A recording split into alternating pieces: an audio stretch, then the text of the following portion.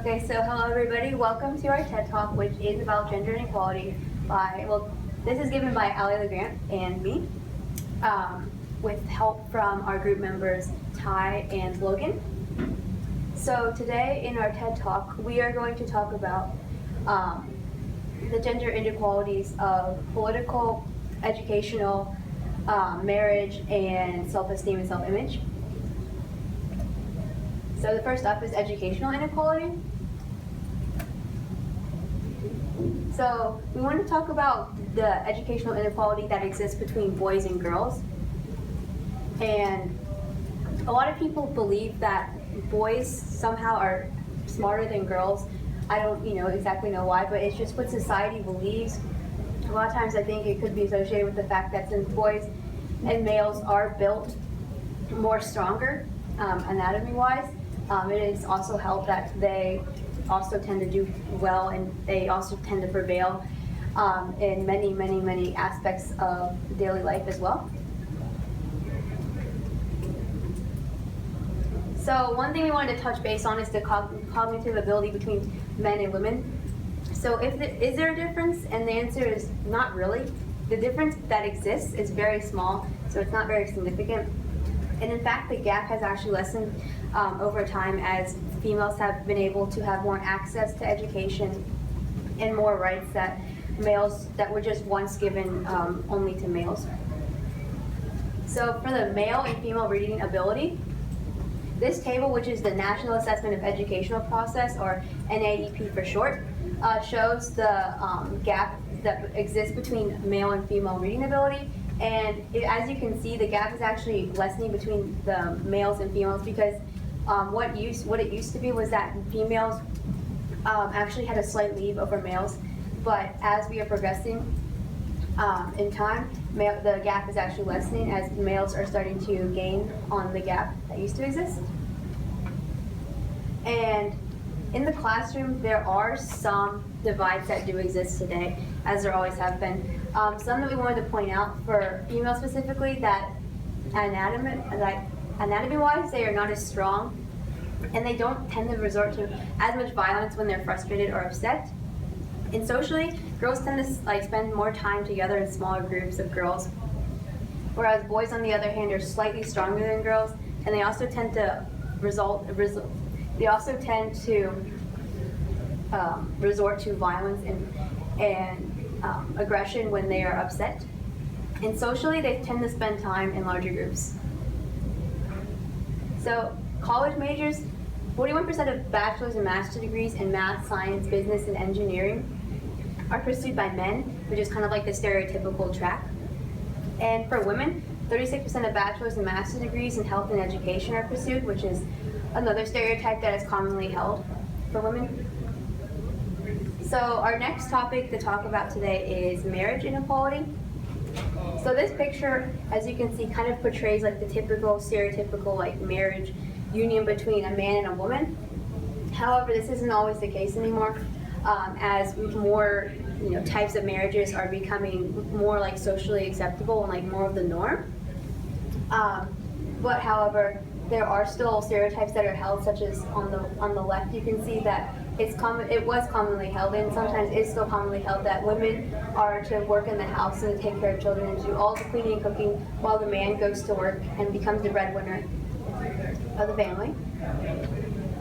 However, a 2015 Pew Research Center study shows that women with children under 18 years of age in the workforce in 1975 was just 47%. However, this has risen as women with children under the age of 18 years and older in the workforce in 2000 was found to have risen to be around 73%. So women are starting to become more of the breadwinners of the family now and having more opportunities, and some of them are even taking on the role, becoming the main income source of the family.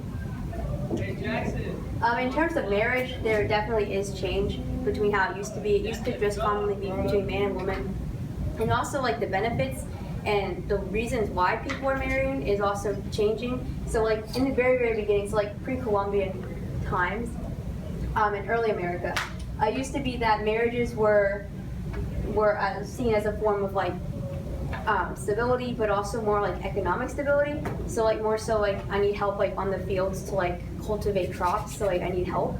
So that's really what marriages were for. And then more so in like the late 1800s into the 1950s, marriages were more so for like love and passion.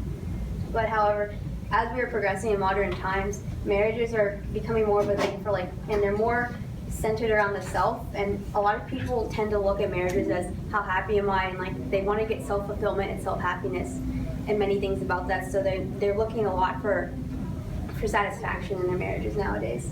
In a Clark University poll of emerging adult study in 2012 shows that 86% of 18 to 29-year-old people, young people, single and married, expect their marriage to be long-lasting. But this isn't exactly true because the divorce rate is rising, and more people are getting divorced.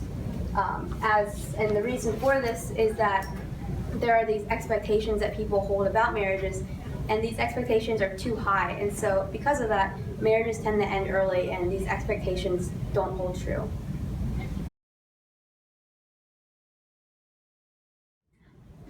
Hi, so I'm Allie, as mentioned, and I will be focusing on the image and self-esteem portion of this feature presentation.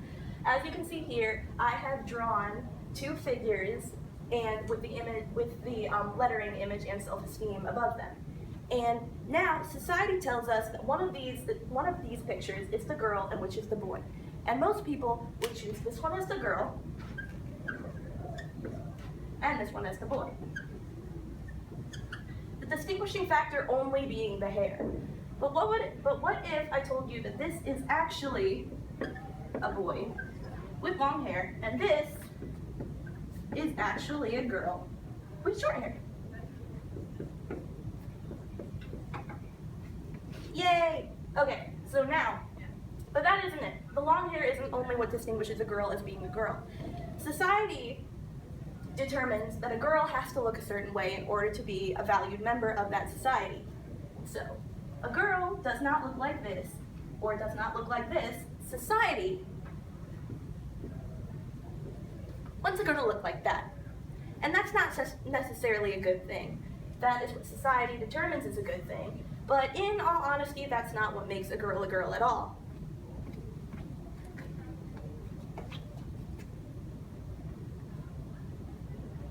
However, that image of a girl having big breasts and a bottom to suit that is what defines our society now, and this is what's placed her in this little box of societal norms. This little man, this little woman, this little man right here, he's a man now, has nothing about society to hold him down as a woman does. Of course, there are many visual aspects that create this box here for women, but the man, he can do whatever he wants. Although, if we give him a slightly feminine profession, like let's say that the man is a gardener, and that's what he's worked his entire life for, he would be judged a little differently, as if this woman was also a gardener. Flowers and femininity are the things that define women, and they are thrown aside when you put a man in that position.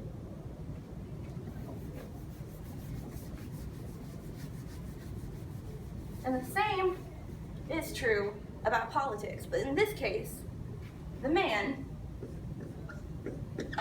handles a lot of the things women should be told to handle, such as reproductive rights. Men now have this power in government to decide whether or not a woman should have a baby, where that should be the woman's position, in my opinion. The things like this that put man on top are not good at all. And the woman is now being told that they don't have a voice in their own matters of their body.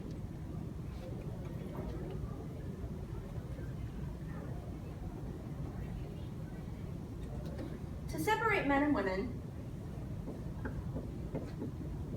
in business, and especially in politics, there is something we like to call the glass ceiling, right there. That is something that prevents the women from going up in the ranks to meet the man. She can see exactly what's up there, she realizes what's up there, but she can never break that glass.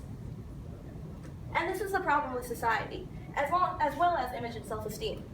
She can see herself being successful, having all this kind of money, but she can never get there.